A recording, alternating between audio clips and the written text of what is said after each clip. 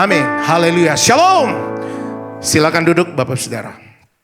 Puji Tuhan, apa kabar semuanya? Hari ini saya akan membagikan satu tema yang Tuhan taruh buat saya tadi pagi. Membangun rasa syukur dan menolak bersungut-sungut. Amin. Nah Bapak Saudara, Tuhan mau kita membangun rasa syukur kita. Karena kita punya Allah yang luar biasa. Tentu, waktu kita naikkan ucapan syukur kepada Tuhan, Tuhan akan mencurahkan berkat-berkat atas kehidupan kita. Nah Bapak Ibu Saudara, untuk membangun rasa syukur dan menolak bersungut-sungut adalah hal untuk kita dapat membuka tingkap-tingkap langit yaitu surga. Amin. Di mana Tuhan mencurahkan berkat buat semua kita. Nah Bapak Ibu Saudara, untuk membangun rasa syukur dan menolak namanya bersungut-sungut, kita perlu namanya memiliki iman kepada Tuhan. Setiap hari tentu kita perlu yang namanya iman dalam kehidupan kita. Amin. Nah Bapak Ibu Saudara, mengucap syukur adalah di mana kita sedang mempercayakan kuasa Tuhan bekerja atas hidup kita. Ya setuju, katakan amin. Kalau kita mengucap syukur, kita sedang membukakan di mana Tuhan akan memberkati kehidupan kita bersama-sama. Amin. Tuhan akan membukakan yang namanya berkat-berkat atas kehidupan kita. Kalau Bapak Ibu Saudara setiap hari berjalan dalam Tuhan dengan mengucap syukur, kita percaya Allah selalu bersama-sama dengan kita. Dan Dia akan memberikan yang terbaik untuk kita. Untuk apa yang kita sedang gumulkan setiap hari. Bapak Ibu Saudara, saya percaya waktu engkau membangun rasa syukur dan menolak yang namanya bersungut-sungut, percayalah kehidupan kita Tuhan akan bawa naik. Amin. Saudara percaya itu, amin? Kalau memberikan tepuk tangan jangan tanggung-tanggung. Amin.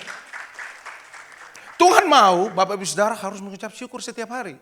Untuk apa yang Dia berikan. Nafas kehidupan kita, kita bersyukur Tuhan berikan itu setiap hari. Waktu saudara bangun pagi, apakah engkau bersungut-sungut atau apa? Engkau bersyukur kepada Tuhan. Waktu kita bersyukur, saya percaya sepanjang hari itu, Tuhan mencurahkan berkat atas kehidupan kita. Saya melihat orang-orang yang mengucap syukur, pasti kehidupannya berbeda. Jalan hidupnya berbeda. Selalu ada berkat-berkat yang menantikan kehidupannya. Amin. Membangun rasa syukur itu bukan karena kita mendapatkan berkat yang besar saja. Setuju enggak? Bukan cuma kita mendapatkan berkat. Tetapi dalam segala hal kita harus bersyukur kepada Dia. Bukan karena saudara dapat berkat tiba-tiba. Lalu saudara bersyukur kepada Tuhan. Tuhan itu baik kepada kita. Yang setuju katakan amin. Dia selalu memberi berkat buat kita. Walaupun mungkin kita berpikir ini, Tuhan saya lagi membutuhkan ini, saya lagi membutuhkan itu. Tetapi Tuhan bilang, tunggu nanti saja, sabar. Menantikan Tuhan dengan ucapan syukur. Dan menolak bersungut-sungut. Tuhan akan membuka keran kehidupan buat kita. Dan Tuhan akan mencurahkan dari surga berkat-berkatnya atas kehidupan kita. Saya terus percaya kalau anak-anak Tuhan kita, semua yang ada di sini, tahu mengucap syukur, percayalah. Tuhan itu tidak pernah tertidur atas kehidupan kita. Apalagi kita sebagai hamba-hamba Tuhan. Kita sebagai anak-anak Tuhan, percaya, lihat. Dia Allah tidak pernah tertidur. Dia selalu ada bersama-sama dengan kita. 1 Tesalonika 5 ayat 18 bilang begini. Coba kita baca. Dalam 1 Tesalonika 5 ayat 18. Ini ayat yang sudah populer buat kita. Kita akan baca bersama-sama. 2, 3. Mengucap syukurlah dalam segala hal.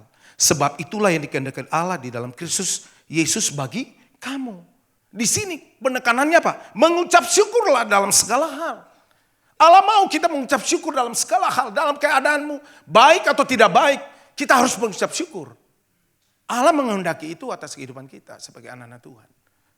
Saya terus percaya kalau kita mengucap syukur, Tuhan bawa kita semakin hari semakin luar biasa. Amin. Dalam kehidupan saya pribadi, saya selalu begini, Tuhan saya bersyukur untuk semua kebaikan-Mu dalam hidup saya. Amin. Berjalan dengan Tuhan, berjalan dalam rencananya, setiap hari bangun pagi, berdoa, mengucap syukur, bawa anak-anak semua, ayo kita mengucap syukur kepada Tuhan pagi ini. Kita katakan Tuhan itu baik. Amin. Saya selalu berdoa untuk anak saya yang sedang di Bandung. Tadi pagi saya berdoa, waktu kami berdoa bersama-sama, Tuhan bilang begini, doakan untuk dia dilindungi Tuhan. Benar, tadi dia baru kasih tahu, Pi, Bandung mengalami ini gempa. Lalu semua mahasiswa disuruh lari keluar. Barusan tadi, saya di situ lagi duduk, puji Tuhan, Tuhan baik. Amin. Saudara, kalau saudara mengucap syukur, Tuhan akan melindungi kita dari segala macam hal. Amin. Mau kejadian apapun itu, Tuhan akan melindungi kita. Ya, setuju, katakan amin. Allah kita Allah yang luar biasa. Dia Tuhan, dia pegang kendali semua kehidupan kita. Mau apapun itu, dia pegang kendali. Dia Tuhan, dia berkuasa atas kehidupan kita. Filipi 2 ayat 14 bilang begini. Lakukanlah segala sesuatu dan tidak bersungut-sungut dan berbantah-bantahan. Di dalam Filipi 2 ayat 15. Lakukanlah segala sesuatu dengan tidak bersungut-sungut dan berbantah-bantahan. Ini yang Tuhan kehendaki buat anak-anaknya. Jangan bersungut-sungut. Baru kena sakit sedikit sudah bersungut-sungut.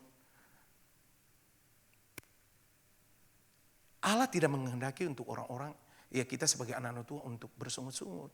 Dia nggak mau. Dia mau lihat kita harus naikkan ucapan syukur setiap hari dalam setiap keadaanmu. Bisakah kita bersyukur? Amin. Kadang-kadang kita berpikir gini, Bapak ngomong gampang. Waktu kita menghadapi masalah, Bapak bilang gampang mengucap syukur. Tapi berat untuk mengeluarkan kata-kata ucapan syukur itu. Ya apa ya? Seringkali terjadi dalam kehidupan kita pribadi. Tuhan mau, ayo kita mulai walaupun keadaan apapun berat buat kita untuk mengucap syukur. Waktu engkau naikkan ucapan syukur tiba-tiba. Waktu kata tiba-tiba, Tuhan itu membukakan tingkap-tingkap langitnya. Dan Tuhan memberikan berkat buat kita. Itu lalu kita bilang gini, Tuhan waduh dahsyat ya. Kalau kita bersungut-sungut, yang pasti berkat mau datang buat kita itu tertunda. Setuju enggak? Tuhan mau kita mengucap syukur dalam segala hal. Makanya lakukanlah segala sesuatu yang tidak bersungut-sungut dan berbantah-bantahan. Berbantah-bantahan artinya gini, kita menolak semuanya. Apa yang Tuhan mau dalam hidup kita. Kita menolak semua apa yang Tuhan perintahkan buat kita. Kita menolak semua segala sesuatu. Bapak Ibu Saudara yang dikasih dalam Tuhan. Ayo lakukan segala sesuatu jangan dengan sungut-sungut. Katakan amin. Alkitab selalu mengajarkan buat kita untuk kita terus mengucap syukur. Amin. Mau itu mengucap syukur. Setiap pagi saudara bangun, apa yang kau pikirkan? Apa yang kau memperkatakan kepada Tuhan? Sungut-sungutkah? Atau rasa syukurmu kepada Tuhan? Mengapa mengucap syukur dalam segala hal dan Tuhan Yesus menghendaki kita mengucap syukur untuk setiap apapun yang dikerjakan dan apa yang kita alami. Kerjakan segala sesuatu dengan tidak bersungut-sungut. Pasti Tuhan dapat membukakan pintu-pintu berkat kepada setiap kita. Orang yang mau mengucap syukur. Katakan amin. Untuk kita dapat membangun ucapan syukur dan menolak bersungut-sungut, kita perlu hindari yang pertama namanya kecewa. Katakan kecewa. Jangan engkau kecewa. Selalu saya mendengar dari sahabat-sahabat saya, kalau engkau kecewa, engkau akan lari kepada cewek. Jangan kecewa, engkau akan lari kepada cewek. Itu saya seringkali itu, jangan kau kecewa. Coba bilang kiri kanan, jangan kecewa. Dengan hal apapun jangan kecewa. Amin. Hindari yang namanya kekecewaanmu. Pak gampang, Bapak bilang jangan kecewa. Kalau engkau sudah disakiti hati, engkau sudah sakit hati. Ada orang dekat dengan kamu, terus engkau sakit hati. Engkau kecewa. Bisa enggak kita kecewa? Bisa saja. Tetapi jangan memberikan kesempatan untuk iblis ambil semua itu. Dan menghancurkan kehidupanmu. Setuju enggak? Amin? Buang itu rasa kecewa. Rasa kecewa akan menutup semua pintu-pintu berkat dalam hidup kita. Amin? Kalau engkau kecewa dengan seseorang, cepat angkat itu rasa kecewamu. Berdoa, basaro, membangun hidupmu dengan dia. Amin? Sehingga apa? Engkau akan terhindar. Tuhan akan luputkan itu. Tuhan akan angkat itu semua. Coba kita lihat rasa kecewa seseorang terhadap menyebarkan namanya gosip. Orang kalau kecewa, dia akan menyebarkan yang namanya gosip. Setuju enggak? Wah, kata-katanya tuh. Dia langsung menyebarkan tuh. Gosip, jadinya gosip. Semakin gosip, semakin sip. Semakin gosok gosipnya, udah semakin sip. Nah, Tuhan gak mau seperti itu. Contoh, ketika Tuhan Yesus ditolak di tempat asalnya sendiri, Nazaret. Coba Bapak Ibu Saudara perhatikan. Waktu Tuhan Yesus ditolak di tempat asalnya sendiri, Nazaret. Orang tuh kecewa. Orang menolak dia. Padahal di tempat asalnya sendiri. Kita buka dalam Markus 6 ayat 3. Markus 6 ayat ketiga. Oke, sudah dapat? Baca bersama-sama. 2, 3. Bukankah ia ini tukang kayu, anak Maria, saudara Yakobus, Yoses, Yudas, dan Simon? Dan bukankah saudara-saudaranya yang perempuan ada bersama-sama kita? Lalu mereka kecewa dan menolak dia. Tuhan itu membuat sesuatu di kota asalnya sendiri.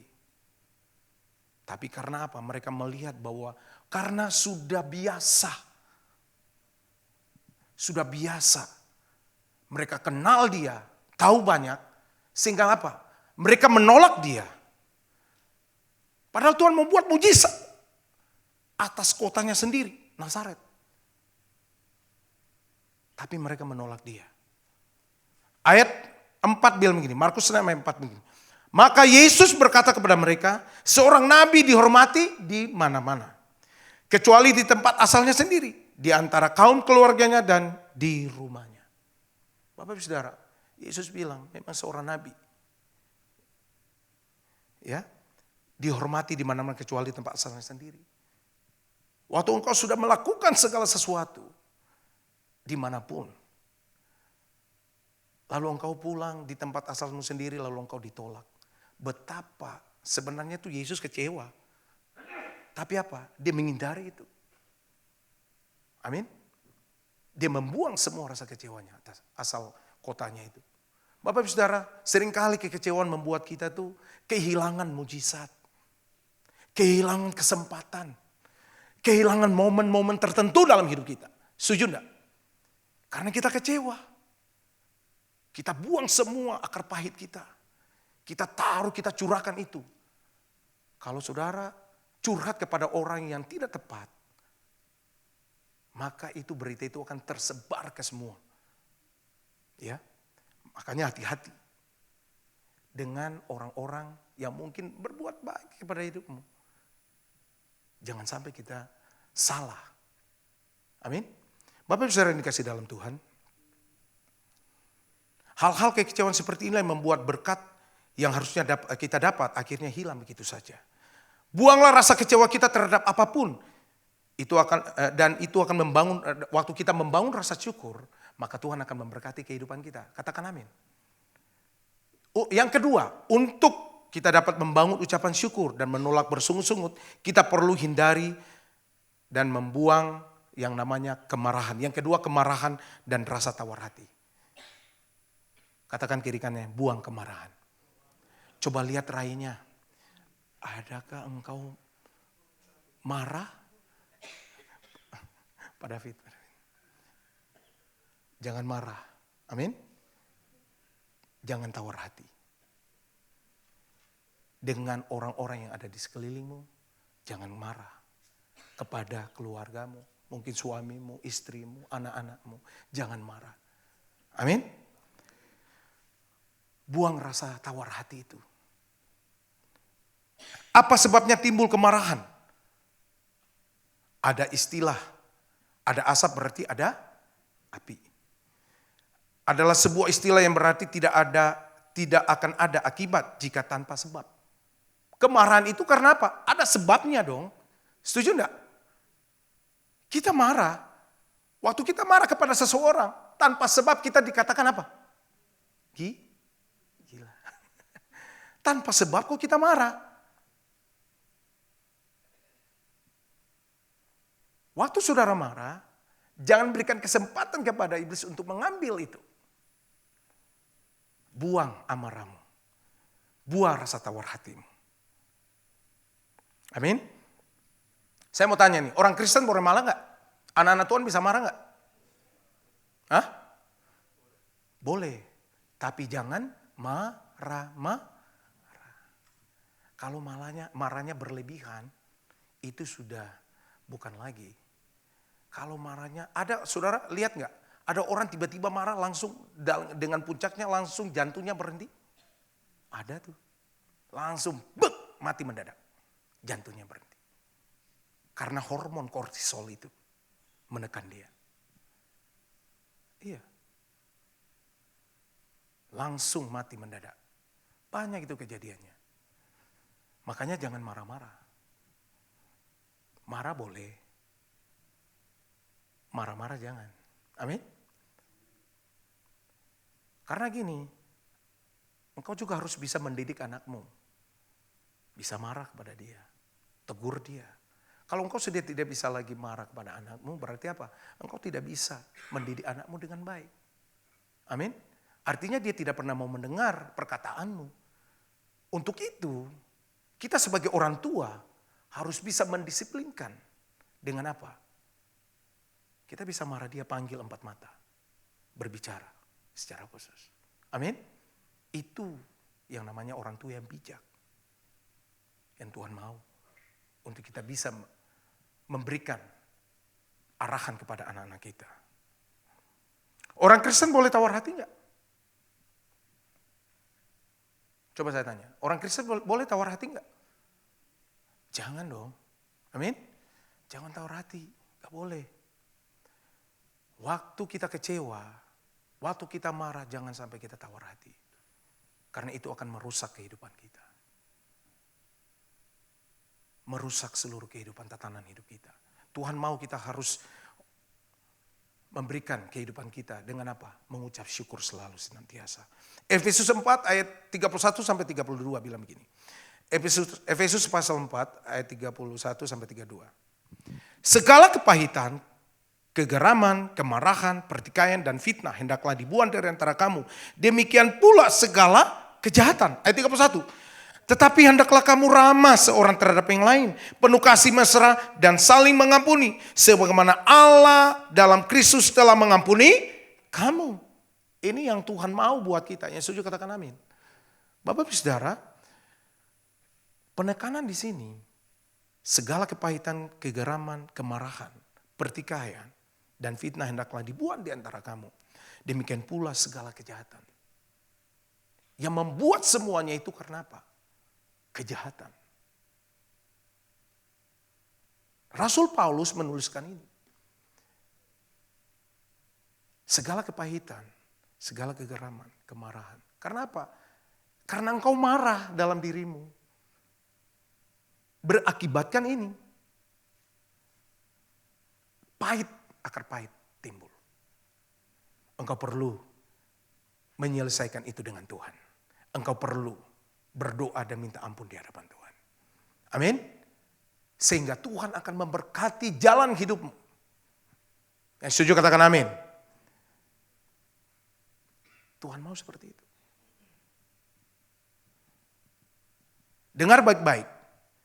Ketika engkau mulai rasa tawar hati dan ada nasihat dari Rasul Paulus kepada kita. Dalam 1 Tesalonika 5 ayat 14. Kita baca.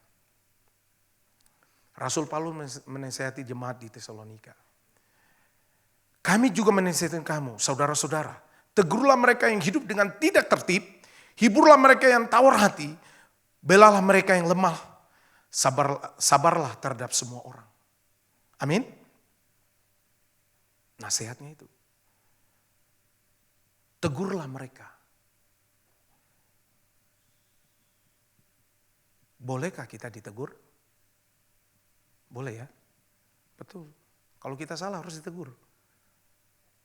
Kalau kita nggak salah, terus kita ditegur tuh apa? Gimana? Kalau kita nggak salah nih, terus kita ditegur. Saudara bereaksinya gimana sih? Apa kelewatan marahnya?